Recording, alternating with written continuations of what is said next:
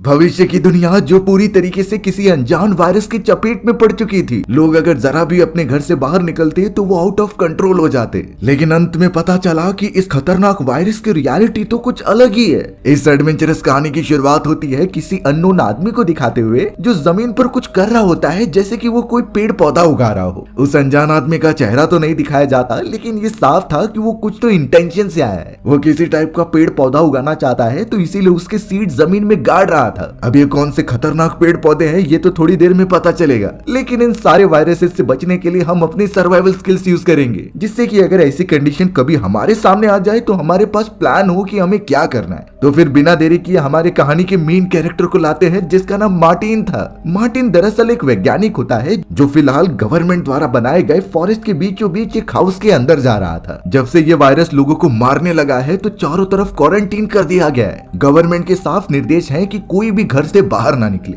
Government ने खुद लोगों की सिक्योरिटी के लिए जगह जगह पर इसी तरीके के बेस बना दिए हैं, जहां पर सभी लोग अंदर जाकर रह सकते हैं और अपनी फैमिली को पूरी तरीके से उस वायरस से बचा सकते हैं। वैसा ही कुछ बेस इस फॉरेस्ट में भी था, जिसमें कि मार्टिन को खास रिसर्च के लिए बुलाया गया होता है। बात ये थी कि उस खतरनाक वायरस की वजह से एग्रीकल्चर फार्मिंग में भी काफी ज्यादा प्रॉब्लम हो रही होती है। सारी फसल खराब हो जाती है और उसे कंज्यूम कर पाना भी इंसानों के लिए पॉसिबल नहीं हो पाता। तो इसीलिए मार्टिन को यहाँ बुलाया गया कि वो एग्रीकल्चरल रिसर्च कर सके और ये पता लगाए कि उस वायरस से फार्म्स को कैसे बचाया जा सकता है। मार्टिन तो यही बताए गए काम करने के लिए वहाँ पर जा रहा था, लेकिन एक और चीज उसके दिमाग में घूम रही होती है उसी फॉरेस्ट से रिलेटेड। बात ये थी कि कुछ साल पहले मार्टिन की एक दोस्त हुआ करती थी, जिसका नाम डॉक्टर ओलिविया होता है। वो दोनों तो साथ में काम करते थे और एक दिन डॉक्टर ओलिविया को इसी फॉरेस्ट में रिसर्च के लिए बुलाया गया। लेकिन उस मोमेंट के बाद जब ओलिविया फॉरेस्ट के अंदर गई तो वापस लौट कर आई ही नहीं। सभी ने डॉक्टर ओलिविया से कांटेक्ट करने की बहुत कोशिश की और कई रिसर्च मिशन उस फॉरेस्ट में भेजे गए, पर बेचारी डॉक्टर ओलिविया का नामो निशान नहीं था। लग रहा होता है कि वो अचानक से कहीं वैनिश हो गई। तो इसीलिए मार्टिन चाहता था कि वो उस जगह पर जाकर अपनी रिसर्च करने के साथ साथ डॉक्टर ओलिविया को भी ढूंढे। ओलिविया के साथ उसके पर्सनल रिलेशनशिप भी बहुत अच्छे थे, उन्होंने बहुत सारा समय साथ में गुजारा होता है। लेकिन मार्टिन ये अपना पर्सनल काम गवर्नमेंट अथॉरिटी वालों को नहीं बता सकता था, इसीलिए वो शांति से उस बेस के अंदर चला गया जहाँ सबसे पहले मार्टिन का चेकअप होता है। अथॉरिटीज वाले देख रहे थे कि कहीं मार्टिन भी इन्फेक्टेड तो नहीं हो गया। अच्छी तरीके से पूरा रूटीन चेकअप करने के बाद आखिरकार उसे अंदर लाया जाता है। पूरी बॉडी को सैनिटाइज करने के बाद ये घोषित कर दिया गया था कि मार्टिन एकदम सही सलामत है, यानी अब वो गवर्नमेंट द्वारा बताए गए रिसर्च को कंटिन्यू कर सकता है। पर मार्टिन अभी भी डॉक्टर ओलिविया के बारे में ही सोच रहा था।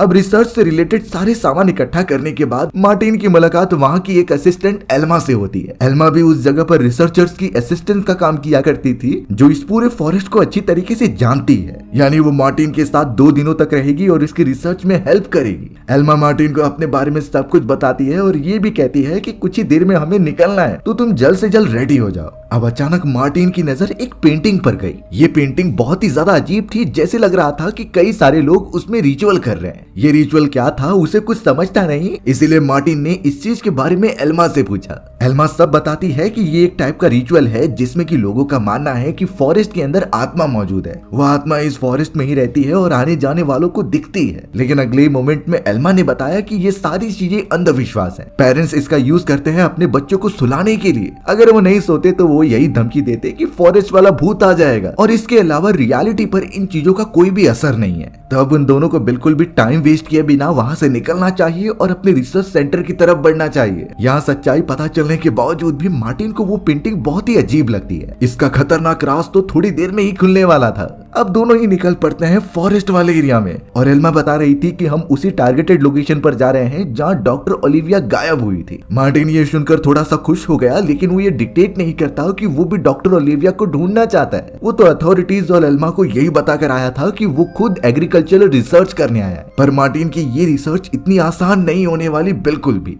मार्टिन और एल्मा लगातार अपने डेस्टिनेशन की तरफ बढ़ते जा रहे थे। देखते ही देखते वहाँ पर दिन ढलने लगा था और थोड़ी देर में रात हो जाएगी। रात के समय कुछ दिखाई नहीं देगा, इसीलिए उन्होंने वहीं पर कैंप बिछाने का डिसाइड किया। यूजुअली रात का समय फॉरेस्ट के अंदर सबसे खतरनाक होता है। पता नहीं कौन से जंगली जानवर सामने आ जाए और हम पर अटैक कर दें। उन लोगों ने अपना कैंप तो लगा लिया, लेकिन मार्टिन को बहुत प्रॉब्लम हो रही होती है। ये सारी चीजें इसलिए क्योंकि मार्टिन को आदत नहीं थी इस तरीके के फॉरेस्ट एरिया में रहने का। एल्मा तो कई सालों से यही करती आ रही है, इसीलिए उसे कंफर्टेबल फील होता है। मार्टिन जब रात को सो भी रहा था तो उसे कई सारे जंगली जानवरों की आवाजें आती हैं। उसे तो बहुत ज्यादा डर भी लग रहा था और वो आराम भी नहीं कर पाता। इसी तरीके से रिसर्च के अंदर उनका एक दिन पूरा बीत गया। अब मॉर्निंग में दोनों जैसे ही आगे बढ़ते हैं तो उन्हें एक अजीब चीज दिखाई दी। ये कुछ दूसरे लोगों का टेंट होता है जो यहाँ पर शायद कैंपिंग कर रहे थे, लेकिन उनकी पूरी कैंपिंग साइट एकदम से बर्बाद हो चुकी होती है। ऐसा लग रहा था कि किसी अनजान चीज ने उन सभी पर अटैक किया हो और उन सारे कैंपिंग वाले फैमिली मेंबर्स को वहां से लेकर चले गए हो। वहां पर कई सारे कपड़े और सामान भी मौजूद थे। ये चीजें नोटिस करके मार्टिन और एल्मा दोनों ही चौंक गए। एल्मा तो मार्टिन को यही सच्चाई बताने लगी कि शायद जो लोग यहाँ फॉरेस्ट में आते हैं जरूरी नहीं उनमें से सब सही सलामत बाहर चले जाएं। मार्टिन तो ओवरथिंक करने लगा कि कहीं ये सारी चीजें ओलिविया के साथ तो नहीं हो गई और वो रियलिटी में कहीं मारी तो नहीं गई है। यही डर उसे सता रहा था, पर आगे बढ़ने की सिवाय उनके पास कोई और रास्ता नहीं है। मार्टिन और एल्मा आधे से ज्यादा रास्ता तय कर जाते हैं और फिर रात होने पर अपनी कैंपिंग साइट वापस से बिछा लेते हैं। मार्टिन सोच रहा था कि ये रात भी कैसे भी करके निकल जाए, पर अचानक उनके कैंपिंग साइट पर किसी ने हमला कर दिया। लेकिन उसके हाथ में एक फ्लैश लाइट मौजूद थी और वो सारी चीजें यहाँ से वहाँ फेंकता जा रहा था। मार्टिन और एल्मा इस सिचुएशन में क्या करे उन्हें बिल्कुल समझता ही नहीं। कई देर तक ये सारी चीज चलती रही और आखिरकार सुबह हो जाती है। उन दोनों का सारा सामान गायब हो चुका था और टेंट तो पूरी तरीके से फट गया होता है। मार्टिन तो खड़े होकर पूरी कंडीशन की जांच पड़ताल करता है कि आखिर क्या क्या चोरी हुआ।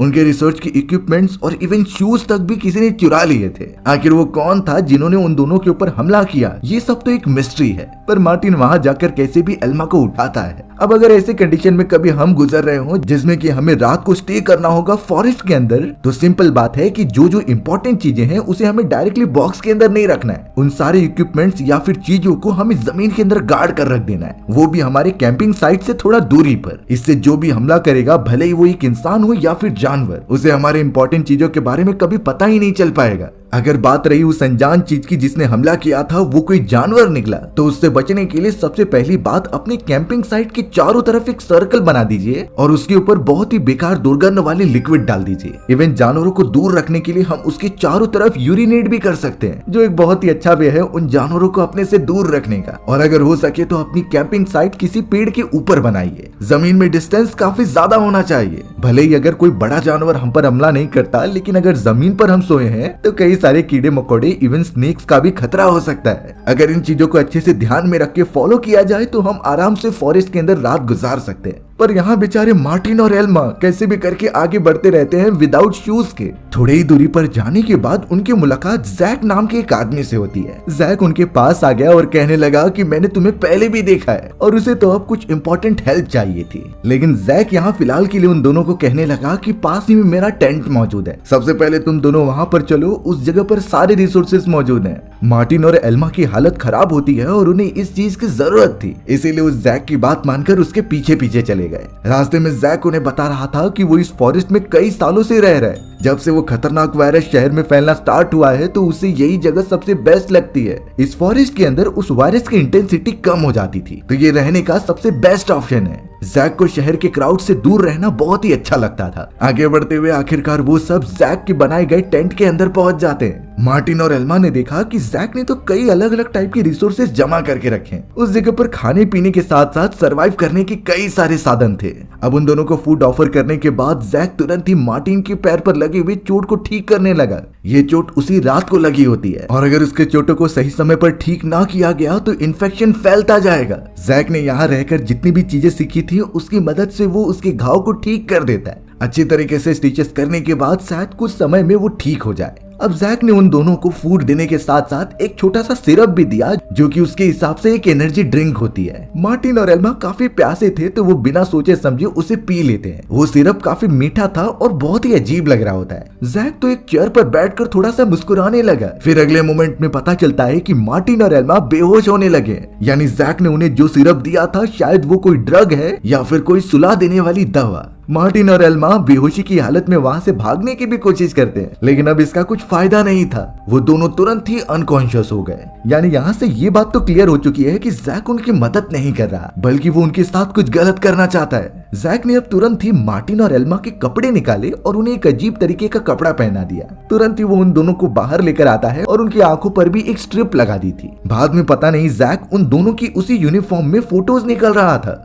इस पूरे प्रोसेस के बीच बीच में कुछ इमेजेस दिखाई जाती हैं जो एक अजीब तरीके के रिचुअल की लग रही थी। हो सकता है कि जैक इन दोनों के साथ कुछ वही खतरनाक रिचुअल करने जा रहा है जिसके बारे में थोड़ा सा अंदाजा हमें कहानी की शुरुआत में ही लग चुका था। जैक ने तो मार्टिन और एल्मा को बहुत बुरी तरीके से पकड़ कर रख दिया था और लगता है कि वो उनके ऊपर कुछ रिचुअल करने वाला है। थोड़ी देर बाद जब उन दोनों की बॉडी से उस ड्रग का असर खत्म हुआ तो वो देख पाते हैं कि जैक ने उन दोनों को चेयर से बांध रखा है। पर जैक यहाँ हंसता हुआ उन्हें एक फोटोग्राफ दिखाता है जिसमें उन दोनों की फोटोज थी, यानी उस दूसरी यूनिफॉर्म में जब जैक ने उनकी फोटोग्राफ्स ली थी। उसमें तो जैक भी काफी अजीब तरीके की पोज करके खड़ा हुआ था। इन चीजों में आखिरकार ऐसे कौन से राज छुपे हुए हैं और मार्टिन और एल्मा की जान बच भी पाएगी कि नहीं, ये कहना मुश्किल है। थोड़ी देर बाद जैक जब उस जगह पर आता है तो उसने मार्टिन से कहा कि तुम्हारे पैर में लगी हुई चोट अब बहुत ही ज्यादा इन्फेक्शन हो रही है, तो ऑब्वियस बात है कि उस पैर के कुछ उंगलियों को काटना होगा। मार्टिन ये करने से साफ मना करता है क्योंकि इसमें काफी ज्यादा पेन होने वाला था, लेकिन जैक इन चीजों की परवाह नहीं करता और एक टूल लेकर सीधा उसके कुछ उंगलियों को काट देता है। मार्टिन के लिए इतना ज्यादा दर्दनाक था कि वो चिल्लाता रह गया, पर कोई मदद करने वाला वहाँ पर था ही नहीं। जैक ने तो उन सारी उंगलियों को समेट लिया और अपना काम करने के लिए चला गया, जैसे कि ये भी उसके खतरनाक रिचुअल का हिस्सा हो जिसके बारे में मार्टिन और एल्मा को पता ही नहीं। अब अचानक थोड़ी दूरी पर मार्टिन को एक ब्लेड दिखाई देती है जिससे कि वो एल्मा का इशारा कर रहा था कि हमें वो लेना पड़ेगा। उन दोनों में कोऑर्डिनेट होता है और एल्मा उसे लेने के लिए आगे भी बढ़ती है, पर अफसोस उस जगह पर जैक पहुंच चुका था, यानी वो जरा भी उन्हें चांस नहीं देने वाला ताकि वो यहाँ से भाग सके। जैक तो मार्टिन को बहुत बुरी तरीके से बिहेव करता है और उसे खींचता हुआ बाहर लेकर जा रहा था। उसने उसके मुंह पर भी कपड़े बांध दिए जिससे कि वो ज्यादा चिल्ला ना सके, पर उसे नहीं अंदाजा कि अंदर की तरफ एल्मा क्या कर रही है। एल्मा ने जल्द से जल्द वो कटर ले लिया और अपने आप को आजाद किया। वो तो अब सीधा चली जाती है मार्टिन की मदद करने के लिए जो बंधा हुआ था, पर यह बात जैक को भी पता चल गई और वो एक बड़ा सा एक्स लेकर उनकी तरफ बढ़ा। मार्टिन और एल्मा कैसे भी आजाद हो चुके थे और वो ट्राई करते हैं वहाँ से भागने का। एल्मा के हाथ में जो भी आ रहा था वो उसकी मदद से जैक पर हमला कर रही थी, बट यहाँ उन्होंने बचने का प्लान बनाया था कि अगर वो फॉरेस्ट में जाएंगे तो दो अलग अलग जगहों पर पहुंचेंगे। इससे जैक को थोड़ा कंफ्यूजन होगा और वो हमें पकड़ नहीं पाएगा। एल्मा तो दूर चले जाती है, लेकिन मार्टिन के पैर पर चोट लगी थी। वो बहुत ही स्लो भाग पा रहा था जिससे जैक की नजर उस पर गई, पर जैक को एल्मा पर बहुत गुस्सा आता है क्योंकि उसने उसे चोटिल कर दिया था। इसीलिए जैक अपने बो एंड एरो को लेकर सीधा एल्मा के ऊपर शूट करता है। मार्टिन को जब ये पता चलता है तो वो जोर जोर से चिल्लाने लगा जिससे कि जैक की नजर उस पर आए और इस पूरे प्रोसेस में एल्मा को भागने का मौका मिल जाए। पर चौंकाने वाली बात थी कि एक एरो सीधा जाकर एल्मा को लग जाती है। मार्टिन बेचारा कुछ कर नहीं पा रहा था, इसलिए धीरे धीरे चलते हुए वो एल्मा के पास जाने लगा। जैक भी कहीं दिखाई नहीं देता और ये सबसे खतरनाक बात है। थोड़ी देर तक आगे बढ़ते रहने पर मार्टिन को कुछ अनजान चीजें दिखाई देती हैं। वहाँ पर तो इलेक्ट्रिसिटी बल्ब मौजूद होता है और कुछ वायर्स लगाई गई थी। इससे वो समझ गया कि शायद आसपास कोई तो रहता है जो उनकी मदद कर सकता था। इसीलिए मार्टिन उस अनजान वायर को पकड़कर ही आगे बढ़ने लगा। मार्टिन जब जोर जोर से आवाज देने लगा था तो फॉरेस्ट के अंदर कोई फ्लैश मारते हुए अंदर आता है। जो भी वहाँ मौजूद था उसने अजीब तरीके के सूट पहने हुए थे और वो सीधा मार्टिन के पास पहुंचा। लेकिन जब सामने वाला पर्सन मार्टिन से बात करता है तो पता चला कि ये कोई और नहीं बल्कि डॉक्टर ओलिविया है, जो मार्टिन की दोस्त थी और मार्टिन उसे यहीं पर ढूंढने आया था। मार्टिन अपनी फ्रेंड को देखकर खुश तो हो रहा था, लेकिन फिलहाल उसे यहाँ से निकलना है, तो ओलिविया जल्द से जल्द उसे लेकर अपने पास ही वाले टेंट में चली जाती है। हमें साफ दिखाया जा रहा था कि डॉक्टर ओलिविया उस जगह पर अपना कुछ रिसर्च कर रही थी। वहाँ कई सारे कंप्यूटर्स और ऐसे इक्विपमेंट्स थे जो कि उसके रिसर्च का पार्ट होता है। मार्टिन तो बार बार कह रहा था कि एल्मा को बचाना होगा क्योंकि वो खतरनाक आदमी उसके पीछे पड़ा हुआ है। मार्टिन ने डॉक्टर ओलिविया को सब कुछ बता दिया कि जैक नाम का वो बूढ़ा आदमी हमें मारने की कोशिश कर रहा था। ओलिविया जैक का नाम सुनकर थोड़ा सा चौंक जाती है, बट वो मार्टिन की हेल्प कर रही थी एल्मा को ढूंढने के लिए। लकीली एल्मा भागती हुई वहाँ से उनके कैंप के पास पहुंच गई और वो तीनों सही सलामत उसके अंदर चले जाते हैं। मार्टिन और एल्मा तो जैक के बारे में सब कुछ बता रहे थे कि कैसे वो किलर है, वो लोगों को मार रहा है और अजीब तरीके के फोटोग्राफ्स निकाल रहा है। ओलिविया ये सुनकर एकदम चौंक गई क्योंकि वो जैक को जानती थी। कुछ समय तक तो उसने जैक के साथ काम भी किया था, बट उसे अंदाजा नहीं कि वो ऐसा बदल जाएगा। फिलहाल ओलिविया मार्टिन के पैर पर लगे हुए जख्म को अच्छी तरीके से साफ करती है क्योंकि अब उसे इन्फेक्शन हो चुका है तो वो बढ़ता ही जाएगा। मार्टिन ने तो ओलिविया से सिर्फ एक क्वेश्चन पूछा कि तुम अब तक बाहर क्यों नहीं आई और तुमने किसी से कांटेक्ट क्यों नहीं किया। ओलिविया साफ बताती है कि वो वायरस का एंटीडोट बनाने के लिए इस फॉरेस्ट में आई थी। उसे अपना रिजल्ट तो नहीं मिला, लेकिन उसे अंदाजा हो गया था कि इसी फॉरेस्ट के अंदर उसका सोल्यूशन है। वो तब से चोरी चुपके इस जगह पर अपनी रिसर्च पर लगी हुई है और शायद इस फॉरेस्ट में ऐसी कुछ अनजान चीज है जो मुझसे कनेक्ट करना चाहती है। मार्टिन चौंक जाता है क्योंकि सेम यही चीज जैक ने भी कही थी, पर ये जो भी है बहुत ही ज्यादा खतरनाक लग रही है। मार्टिन को तो अपने पैर के उस जख्म की वजह से बहुत ही दर्द हो रहा था, पर ओलिविया उसे कैसे भी करके संभालती है। अब यहाँ मार्टिन और एल्मा को एक सच्चाई बताने के लिए वो उसे लेकर चली गई पास ही में मौजूद एक बड़े से स्टोन के पास। यहाँ एक और सच्चाई पता चली कि जैक कोई और नहीं बल्कि डॉक्टर ओलिविया का हस्बैंड था। वो दोनों साथ में मिलकर रिसर्च भी किया करते थे, लेकिन उस पत्थर के मिलने के बाद कुछ ऐसी चीजें हुई जो उन्होंने एक्सपेक्ट नहीं की थी। वो सब जब उस बड़े से ब्लैक स्टोन को देखने के लिए जाते हैं तो लग नहीं रहा था कि ये सिर्फ स्टोन है, उसमें तो एक छेद बना हुआ था जो काफी एंशिएंट लग रहा होता है। डॉक्टर ओलिविया ने अपनी रिसर्च के अकॉर्डिंग बताया कि उसे स्टोन और पूरे फॉरेस्ट से कुछ आवाजें आती है। इन्हीं चीजों को डिटेल स्टडी करने के लिए वो यहाँ पर है और उसने हर जगह पर माइक्रोफोन्स लगा रखे हैं। इन माइक्रोफोन्स में जो साउंड आता है उससे एक पैटर्न बनता था। इस पैटर्न को अच्छी तरीके से स्टडी करने के लिए वो यहीं पर कई महीनों से काम कर रही है। यानी इन पूरे चीजों का डॉक्टर ओलिविया सिर्फ एक ही मतलब निकालना चाहती थी कि ये फॉरेस्ट जिंदा है। वो हमसे कम्युनिकेट करने की कोशिश कर रहे हैं किसी अलग लैंग्वेज में। ओलिविया ने इतने समय तक यहाँ रहकर एक डिकोडिंग लैंग्वेजेस बनाई है जो कि फॉरेस्ट की इन सारे लैंग्वेज को कन्वर्ट कर सकता था समझने वाली भाषा में। शुरुआत में तो वो और उसका हस्बैंड जैक मिलकर ये काम करते थे, लेकिन जब से उन्हें वो ब्लैक स्टोन मिला है वो सब कुछ बदल गया। जैक तो एकदम अलग ही पाथ पर बढ़ चला था जिससे वापस आने का कोई चांस ही नहीं। अब मार्टिन भी एक वैज्ञानिक है तो वो ओलिविया द्वारा बताए गए पैटर्न्स को सुनता है। उसे भी आवाजों में कुछ चेंजेस लगे और वो भरोसा करने लगा ओलिविया के ऊपर। वो अपनी रिसर्च के बारे में हर एक चीजें बताती है, यहाँ तक कि जब उन्होंने वो ब्लैक स्टोन डिस्कवर किया था तो उसके पास उन्हें एक किताब भी मिली थी। ये किताब जमीन में दफन थी जो कि कई साल पुरानी लग रही होती है। उसके अंदर मौजूद सारी भाषाएं भी बहुत अलग थीं। ओलिविया ने जितना इस बुक को स्टडी किया है ये सब किसी रिचुअल के बारे में बताते हैं जिससे कि ये जीता जागता फॉरेस्ट एकदम से खुश हो जाता था। कहीं न कहीं ओलिविया को शक है कि जो खतरनाक वायरस चारों तरफ फैल रहा है उसका रीजन इसी फॉरेस्ट से होकर जाता है। लेकिन जब इस सारे बुक को जैक ने पढ़ा तो वो अजीब तरीके का बिहेव करने लगा। वो यही समझ पा रहा होता है कि फॉरेस्ट जिंदा है और उसके अंदर एक सोल है जो उसे किसी भी तरीके से सैक्रिफाइस मांग रही है। तो जैक ने ओलिविया का साथ ना देकर पूरी तरीके से स्पिरिचुअलिटी पर बिलीव करने लगा। यानी वो रिसर्च के बदले पावर पर फोकस कर रहा था जो इस फॉरेस्ट के अंदर है, और इसीलिए वो आने जाने वाले लोगों को मारता है और फॉरेस्ट के हवाले कर देता है। पर ओलिविया साफ बता रही थी कि उसे साइंस पर भरोसा है, वो अपनी पूरी रिसर्च करेगी और शायद वो बहुत ज्यादा क्लोज है सारी बातें पता करने के लिए। मार्टिन ये सब सुन रहा था और उसे कहीं न कहीं ओलिविया पर भरोसा तो होता है, पर थोड़ी ही देर में एल्मा मार्टिन को साइड में लेकर जाकर कुछ बातें बताती है। उसने कहा कि मुझे ओलिविया पर शक हो रहा है। कहीं न कहीं ओलिविया भी वैसे ही बात कर रही थी जैसा जैक कहता था, यानी फॉरेस्ट पूरी तरीके से जिंदा है और उसके अंदर सोल्स मौजूद हैं। तो हमें इस तरीके से ओलिविया पर ब्लाइंडली भरोसा नहीं करना चाहिए। मार्टिन एल्मा की बातों से सहमत था, तो अब एल्मा को यही कहने लगी कि जितना जल्दी हो सके हमें फॉरेस्ट से निकलना होगा। हमें तो ओलिविया को भी अपने साथ लेकर जाना होगा क्योंकि उसकी जान यहाँ पर खतरे में है। मार्टिन फिलहाल के लिए ओलिविया के सामने सारी बातें मानने का नाटक करता है। मार्टिन जैसे ही चोरी छुपके दूसरी तरफ जाने लगा तभी ओलिविया उससे क्वेश्चन पूछती है। ओलिविया ने कहा कि शायद तुम्हें लगता है कि तुम यहाँ पर अपने आप आए हो, तुम्हें यहाँ पर इंटेंशनली लेकर आया गया है जो इस फॉरेस्ट की मर्जी थी। वो तो ये भी बताती है कि यहाँ आने से पहले तुम्हारे कान में कुछ बजा होगा। मार्टिन ये चीजें एक्सपीरियंस कर चुका है और इसके बारे में वो ओलिविया को हाँ में जवाब दे रहा था। वो बताती है कि सेम ऐसा ही मुझे और मेरे हस्बैंड को भी एक्सपीरियंस हुआ था। अब मार्टिन और एल्मा को बिल्कुल भी सहन नहीं हो रहा था ये सारी बातें सुनने के लिए। बार बार एक ही चीज दोहराई जा रही थी कि ये फॉरेस्ट जिंदा है, पर वो सब एक रात और यहाँ पर नहीं रुक सकते। इसीलिए मौका मिलते ही मार्टिन और एल्मा वहाँ से भागने लग जाते हैं। लेकिन थोड़ी ही दूर पर जाने के बाद सारे पेड़ पौधे रिएक्ट करने लगे थे। उनके जड़ों के अंदर से कुछ तो गैसेस बाहर निकलती हैं जो बहुत ही ज्यादा पॉइजनस थी। गैसेस चारों तरफ फैलने की वजह से मार्टिन और एल्मा सांस नहीं ले पा रहे थे। उन्हें तो सामने की तरफ कुछ दिखाई भी नहीं देता, यानी वो उस तरीके से गुम हो चुके हैं। यानी अब उन दोनों के पास वापस लौटने के सिवाय कोई और रास्ता ही नहीं था। डॉक्टर ओलिविया समझाती है कि जब तक फॉरेस्ट की मर्जी नहीं होगी तब तक हम कहीं नहीं जा सकते, पर मार्टिन ये मान ही नहीं रहा था और अब वो डिसाइड करते हैं कि वो ओलिविया का सूट पहन कर जाएंगे। सबसे पहले एल्मा ने सूट को पहन लिया और उसके बॉडी से एक रस्सी बांध दी जाती है, यानी अगर कुछ होगा तो मार्टिन उसे खींच लेगा। एल्मा तो सूट पहनकर लगातार लगातार आगे बढ़ने लगी ताकि वो फॉरेस्ट से बाहर निकलने का रास्ता ढूंढ ले। पर अब जो गैसेस बाहर निकली थी वो और भारी मात्रा में निकलने लगती हैं। आसपास कुछ पौधे भी मौजूद थे जो अलग टाइप से ही रिएक्ट करते हैं। एल्मा इतनी ज्यादा कमजोर हो गई कि उसे हेलुसिनेशन होने लगे और सामने की तरफ उसे कोई दिखाई देता है।